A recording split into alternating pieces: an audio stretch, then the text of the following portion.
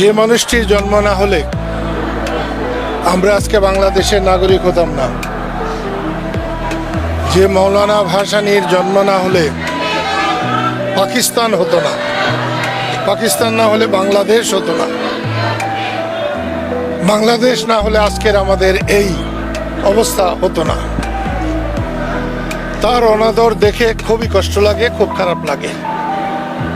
আজকে সকালে যে পত্রিকাগুলো পড়লাম, তেমন কোনো পত্রিকাতেই হুজুর মৌলানা ভাসানীর খুব একটা উল্লেখ নেই। দু একটাতে আছে খুব ছোট করে, একটা দুটাতে দেখলাম সেই ভিতরে। অতি সম্প্রতি বাংলাদেশে একটা মারাত্মক পরিবর্তন হয়েছে, কিন্তু অতীতকে বর্জন করে, অস্বীকার করে এই পরিবর্তন যদি কেউ করতে চায়, তাহলে সে আহাম্মকের স্বর্গে বাস করছে। দুদিন পরে তাদেরকেও এরকম হতে হবে। মানুষ খুব আশা করেছিল, কিন্তু গত এই 3 মাসে মানুষে আসার মতো বল পায় নাই।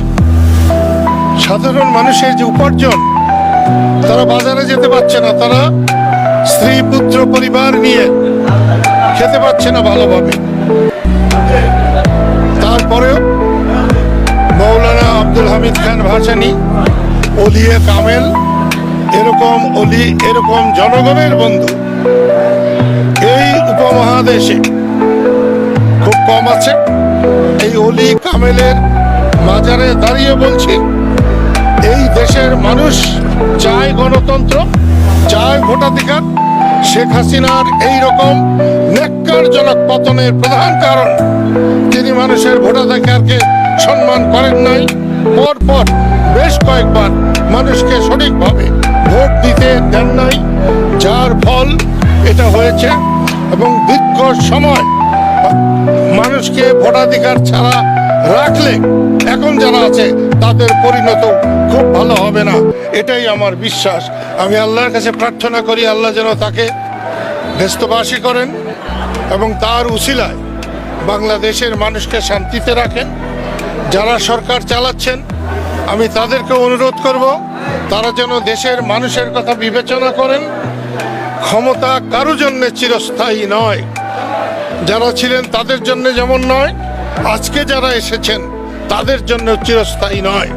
সেই জন্যে দেশের মানুষের কথা চিন্তা করুন, মানুষকে সম্মান করুন, অতীতকে সম্মান করুন। যাদের এই দেশের জন্য অবদান আছে তাদেরকে যথাযোগ্য সম্মান দিয়ে রাষ্ট্র চালাবার চেষ্টা করুন। এবং এই সময় আমি বলবো, আমি রাজনীতির সময় রাজনীতি করেছি, আমি এবাদতের সময় এবাদত করেছি, আমি যখন নামাজ পড়ি তখন নামাজই পড়ি। তারপরেও বলছি,